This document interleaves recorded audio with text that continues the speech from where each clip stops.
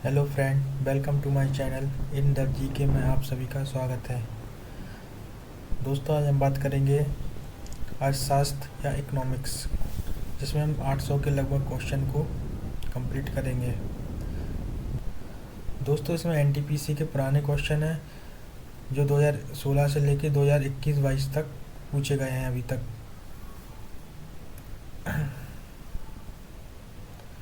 तो पहला टॉपिक है हमारा अर्थशास्त्र के सिद्धांत।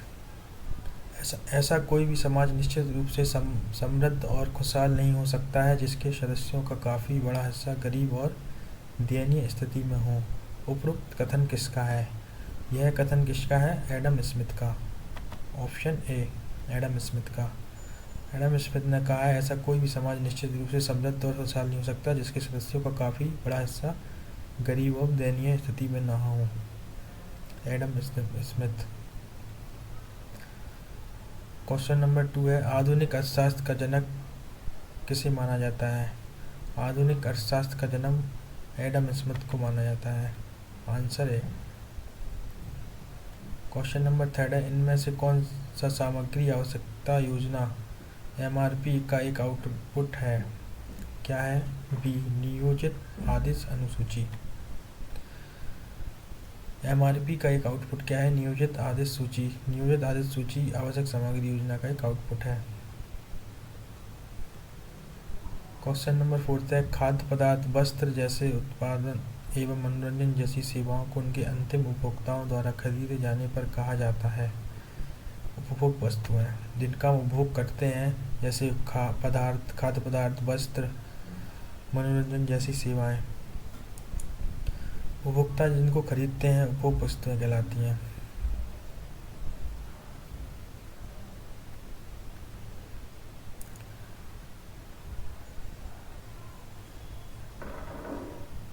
क्वेश्चन नंबर 5 है, किसी वस्तु या सेवा के मूल्य पर सरकार द्वारा लगाई गई ऊपरी सीमा को कहा जाता है। अंतिम सीमा मूल्य। ऑप्शन सी, अंतिम सीमा मूल्य। किसी वस्तु या सेवा के मूल्य पर सरकार द्वारा लगाई गई ऊपरी सीमा को कहा जाता है अंतिम सीमा मूल्य। गिफन वस्तुओं का संबंध निम्न में से किससे है? गिफन वस्तुओं का संबंध किससे है? आय प्रभाव प्रतिस्थापन प्रभाव से अधिक मजबूत है। आय प्रभाव प्रतिस्थापन प्रभाव से अधिक मजबूत है। Option B. गिफन वस्तुएं क्या होती हैं, थोड़ा जान लेते हैं। गिफन वस्तुएं निम्न कोटि की वस्तुएं होती हैं जिन पर सामान्य मांग का नियम लागू नहीं होता है। उपभोक्ता की आय में वृद्धि होने पर गिफन वस्तुओं की मांग कम हो जाती है तथा आय में कमी होने पर इनकी मांग बढ़ जाती है। इस विरोधाभास को गिफन विरोधाभास की संज्ञा प्रदान की गई है। तो मतलब गिफन वस्तुओं के संदर्भ में ऋणात्मक आय प्रभाव धनात्मक प्रतिस्थापन प्रभाव से अधिक मजबूत होता है। गिफन वस्तुओं में क्या होता है कि उपभोक्ता की आय में वृद्धि होने पर गिफन वस्तुओं की मांग कम हो जाती है, उल्टा होता है इसमें। क्वेश्चन नंबर 7 है, उत्पादन हेतु कच्चा माल और नकदी इसके अंतर्गत वर्गीकृत किए जाते हैं। उत्पादन हेतु कच्चा माल और नकदी इसके अंतर्गत वर्गीकृत किए जाते हैं कार्यशील पूंजी के अंतर्गत। ऑप्शन बी, कार्यशील पूंजी के अंतर्गत कच्चा माल और नकदी वर्गीकृत किए जाते हैं, जैसे मशीनरी, फर्नीचर, भवन आदि। एग्जाम्पल देखें, ये कार्यशील पूंजी कहलाएगी। क्वेश्चन नंबर 8 है, अर्थव्यवस्था में पूंजी स्टॉक की वृद्धि शुद्ध निवेश या नए पूंजी निर्माण द्वारा मापी जाती है, जिसे रूप में व्यक्त किया जाता है। अर्थव्यवस्था में पूंजी स्टॉक की वृद्धि शुद्ध निवेश नए पूंजी निर्माण द्वारा मापी जाती है। शुद्ध निवेश बराबर होता है सकल निवेश माइनस मूल्यह्रास। शुद्ध निवेश का फॉर्मूला है सकल निवेश माइनस मूल्यह्रास। कुल स्थिर लागत और कुल परिवर्तन लागत के योग को जाना जाता है। कुल स्थिर लागत और कुल परिवर्तनीय लागत के योग को किस नाम से जाना जाता है? कुल लागत। ऑप्शन बी, कुल लागत। कुल स्थिर लागत और कुल परिवर्तन कुल लागत। फॉर्मूला देख सकते हैं।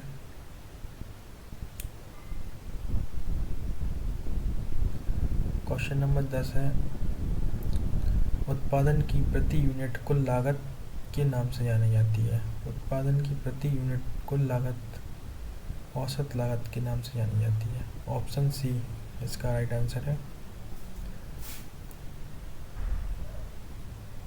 क्वेश्चन नंबर 11 है, एनटीपीसी 2021 में पूछा गया है, हासमान सीमांत उपयोगिता के सिद्धांत के अनुसार जैसे जैसे उपभोग की गई वस्तु की मात्रा में वृद्धि होती है उस वस्तु की सीमांत उपयोगिता हासिल होती है यानी कम होती है। हासमान सीमांत उपयोगिता के सिद्धांत के अनुसार जैसे जैसे उपभोग की गई वस्तु की मात्रा में वृद्धि होती है उसकी सीमांत उपयोगिता हासिल होती है यानी कम होती है। क्वेश्चन नंबर 12 है, एक अलग अनुशासन के रूप में मैक्रो इकोनॉमिक्स के संस्थापक जनक के रूप में किसे जाना जाता है। ऑप्शन डी इसका राइट आंसर है। Option D John Maynard Keynes. Macro economics के संस्थापक कौन है? John Maynard Keynes.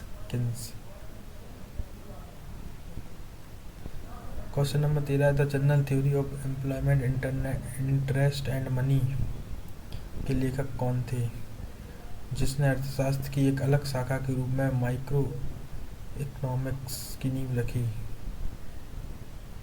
ऑप्शन है इसके Adam Smith, doctor Philip Kotler, doctor Keegan Allen और John Maynard Keynes. Right answer इसका D, John Maynard Keynes, microeconomics के जनक।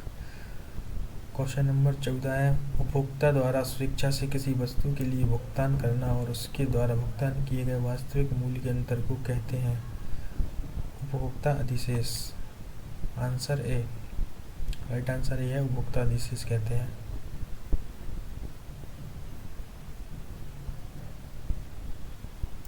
क्वेश्चन नंबर 15 है, जब कुल उपयोगिता अधिकतम हो जाती है तो सीमांत उपयोगिता हो जाती है। बी, शून्य हो जाती है। क्या पूछा है? जब कुल उपयोगिता अधिकतम हो जाती है तो सीमांत उपयोगिता शून्य हो जाती है। क्वेश्चन नंबर 16 है, मार्क्सिज्म के अनुसार विकास का तीसरा स्तर है सामंतवाद। राइट आंसर इसका सामंतवाद। विकास का तीसरा स्तर सामंतवाद को माना है।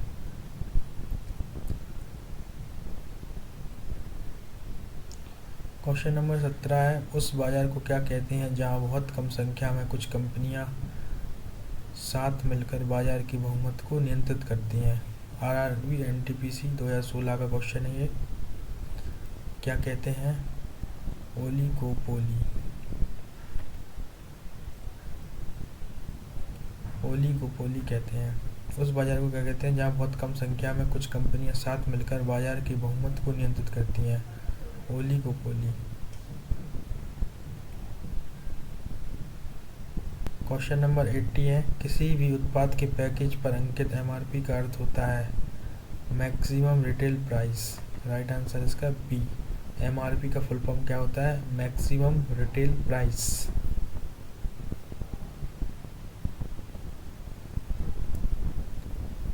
ये लिखा है इंग्लिश में। अधिकतम खुदरा मूल्य, हिंदी में से क्या बोलेंगे? अधिकतम खुदरा मूल्य, मैक्सिमम रिटेल प्राइस। जिससे अधिक कीमत पर कोई भी दुकानदार अपना प्रोडक्ट नहीं बेच सकता। इसका आकलन उपभोक्ताओं के अधिकारों की रक्षा के लिए किया जाता है, जिससे कोई वस्तु ज़्यादा कीमत पर ना बेचे। क्वेश्चन नंबर 19 है, वह व्यक्ति जो एक साझेदारी फर्म को केवल अपना नाम देता है उसे क्या कहा जाता है? साझेदारी फर्म को केवल अपना नाम देता है, क्या कहते हैं उसे? Nominal partner. नॉमिनल पार्टनर कहा जाता है। क्वेश्चन नंबर 20 है, निम्नलिखित में से मुक्त बाजार का सर्वोत्तम उदाहरण क्या है? मुक्त बाजार का सर्वोत्तम उदाहरण क्या है? बाजार जहां मांग और आपूर्ति से मूल्य निर्मित होता है। बाजार जहां मांग और आपूर्ति से मूल्य निर्मित होता है उसे मुक्त बाजार कहते हैं। जितनी मांग होगी उतनी आपूर्ति होगी। क्वेश्चन नंबर 21 है, जिस बाजार में स्पर्धा की कमी हो उसे क्या कहते हैं? जिस बाजार में स्पर्धा की कमी हो उसे मोनोपोली कहते हैं, यानी एकाधिकार। जहाँ स्पर्धा नहीं होती वहाँ मोनोपोली हो स्थापित हो जाती है। क्वेश्चन नंबर 22 है, एक संयुक्त उत्पाद के रूप में कई उत्पादों की बिक्री की पेशकश को क्या कहते हैं? सी, उत्पाद की गठरी, डलिंग। उत्पाद की गठरी, गठरी को इंग्लिश में बंडलिंग कहते हैं। 23 है, सार्वजनिक या निजी क्षेत्र का वर्गीकरण इस आधार पर किया जाता है, किस आधार पर किया जाता है? आंसर इसका डी है, स्वामित्व के आधार पर किया जाता है सार्वजनिक निजी क्षेत्र का वर्गीकरण। क्वेश्चन नंबर 24 है, निम्नलिखित में से कौन सा नाम आर्थिक सिद्धांत से संबंधित नहीं है? कौन सा नाम आर्थिक सिद्धांत से संबंधित नहीं है? D, Niels Henrik David Bohr. Thomas Robert Malthus, ये भी आर्थिक सिद्धांत से संबंधित है। डेविड रिकार्डो, ये भी। और option C, John Maynard Keynes, ये भी आर्थिक सिद्धांत से संबंधित है। केवल option D, Niels Henrik David Bohr सिद्धांत आर्थिक सिद्धांत से संबंधित नहीं है। ये क्या है? एक डेनमार्क के भौतिक विज्ञानी है, अर्थशास्त्र भौतिक विज्ञान से संबंधित है डेविड बोर। अर्थव्यवस्था के प्रकार एवं क्षेत्र। 25वां क्वेश्चन नंबर 25 है, भारतीय अर्थव्यवस्था के संदर्भ में निम्नलिखित में से कौन सा माध्यमिक क्षेत्र के अंतर्गत आता है? माध्यमिक क्षेत्र के अंतर्गत कौन आता है? उद्योग। प्राथमिक क्षेत्र, द्वितीयक क्षेत्र और माध्यमिक क्षेत्र को द्वितीयक क्षेत्र भी कहते हैं। प्राथमिक क्षेत्र समझ। 26 है, भारतीय अर्थव्यवस्था के संदर्भ में निम्नलिखित में से कौन सा प्राथमिक क्षेत्र के अधीन आता है? कृषि। प्राथमिक क्षेत्र के अंतर्गत आता है कृषि। बैंकिंग आता है तृतीय क्षेत्र के अंतर्गत। शिक्षा, स्वास्थ्य तृतीय क्षेत्र। क्वेश्चन नंबर 27 है, भारतीय इस्पात प्राधिकरण लिमिटेड का एक उदाहरण है सार्वजनिक क्षेत्रक उद्योग का। सार्वजनिक क्षेत्रक उद्योग का उदाहरण है। क्वेश्चन नंबर 28 है, भारतीय अर्थव्यवस्था में इनमें से किस क्षेत्र को सेवा के रूप में भी जाना जाता है? भारतीय अर्थव्यवस्था में इनमें से किस क्षेत्र को सेवा क्षेत्र के रूप में भी जाना जाता है? तृतीय क्षेत्र को सेवा क्षेत्र के रूप में भी जाना जाता है। तृतीय क्षेत्र के अंतर्गत क्या क्या आता है? व्यापार, यातायात, संप्रेषण, वित्त, पर्यटन, संस्कृति, मनोरंजन, लोक प्रशासन, लोक सेवा, सूचना, न्याय, स्वास्थ्य, शिक्षा आदि विषय आते हैं। याद कर लेना, एक बार देख लेना है, डायरेक्ट क्वेश्चन बन जाता है इनसे। क्वेश्चन नंबर 29 है, सेवा क्षेत्र किसी अर्थव्यवस्था का एक हिस्सा है। तृतीय क्षेत्र का एक हिस्सा है। सेवा क्षेत्र तृतीय क्षेत्र का एक हिस्सा है। निम्नलिखित क्वेश्चन नंबर 30 है, निम्नलिखित में से कौन सा असंगठित क्षेत्र का एक उदाहरण है? असंगठित क्षेत्र का उदाहरण कौन सा है? खेती। ऑप्शन बी, खेती। क्वेश्चन नंबर 31 है, क्षेत्र भारत में कृषि के बाद दूसरा सबसे बड़ा नियोक्ता क्षेत्र है। वस्त्र। मतलब है कि कृषि के बाद सबसे ज़्यादा मजदूर जो कार्य करते हैं वो वस्त्र उद्योग में, कारखानों में, मिलों में काम करते हैं। सबसे ज़्यादा रोजगार प्रदान करता है वस्त्र उद्योग। क्वेश्चन नंबर 32 है, निम्नलिखित में से उस उद्योग का चयन करें जिसमें माल का उत्पादन उत्पादक के घर में होता है। तो सिंपल है, राइट आंसर इसका सी, कुटीर उद्योग। कुटीर उद्योग क्या आता है कि 3 है, निम्नलिखित में से किस प्रकार की अर्थव्यवस्था में व्यक्तिगत स्वामित्व वाले उत्पाद के कारक हैं? किस प्रकार की अर्थव्यवस्था में व्यक्तिगत स्वामित्व वाले उत्पादन के कारक हैं? पूंजीवादी अर्थव्यवस्था में। क्वेश्चन नंबर 34 है, निम्नलिखित में से क्या सार्वजनिक क्षेत्र की एक इकाई नहीं है? ए ICICI प्राइवेट बैंक है या निजी बैंक। क्वेश्चन नंबर 35 है, कार्गो सेवा क्षेत्र की गतिविधियों का एक हिस्सा है? बी तृतीयक। कार्गो सेवा तृतीयक क्षेत्र के अंतर्गत आती है, सेवा क्षेत्र के अंतर्गत। क्वेश्चन नंबर 36 है, भारतीय अर्थव्यवस्था को सबसे उचित रूप से अर्थव्यवस्था के रूप में वर्णित किया जा सकता है? बी मिश्रित। भारतीय अर्थव्यवस्था किस प्रकार की अर्थव्यवस्था है? मिश्रित अर्थव्यवस्था है। 37 है, भारतीय अर्थव्यवस्था है मिश्रित अर्थव्यवस्था है। क्वेश्चन नंबर 38 है, संयुक्त क्षेत्र की संकल्पना से विपरीत है? ए सार्वजनिक क्षेत्र और निजी क्षेत्र के उद्योगों के बीच सहयोग। संयुक्त क्षेत्र यानी मिश्रित क्षेत्र क्या होता है? सार्वजनिक क्षेत्र और निजी क्षेत्र के संयोग। क्वेश्चन नंबर 39 है, तेल उत्पादन में वृद्धि का क्या कारण है? तेल उत्पादन में पीली क्रांति। ऑप्शन बी पीली क्रांति को तेल उत्पादन से संबंधित है। क्वेश्चन नंबर 40 है, गांधीवादी समाजवाद का सिद्धांत किसके द्वारा प्रतिपादित किया गया था? गांधीवादी समाजवाद का सिद्धांत अटल बिहारी वाजपेयी, भारत के पूर्व प्रधानमंत्री, ने प्रतिपादित किया था गांधीवादी समाजवाद। अटल बिहारी वाजपेयी की नज़र में पूंजीवाद और साम्यवाद दोनों जुड़वा भाई जैसे हैं। वाजपेयी का गांधीवाद समाजवाद पर जोर था, जिसका तात्पर्य भारतीय जीवन दर्शन और मूल्यों से है। क्वेश्चन नंबर 41 है, भारतीय समाजवाद का मिश्रण है? भारतीय समाजवाद मार्क्सवाद और गांधीवाद का मिश्रण है। मार्क्सवाद और गांधीवाद का मिश्रण है। क्वेश्चन नंबर 42 है, प्रौद्योगिकी क्षेत्र में महिला रोजगार का सबसे बड़ा नियोजक क्षेत्र है? सी दूसरा।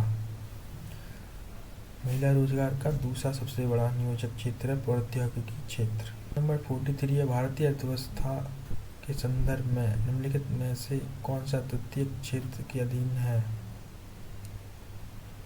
तृतीयक क्षेत्र के अधीन क्या है? स्वास्थ्य। A option A. परंपरागत रूप से भारतीय अर्थव्यवस्था का आधार किसे माना जाता है? डी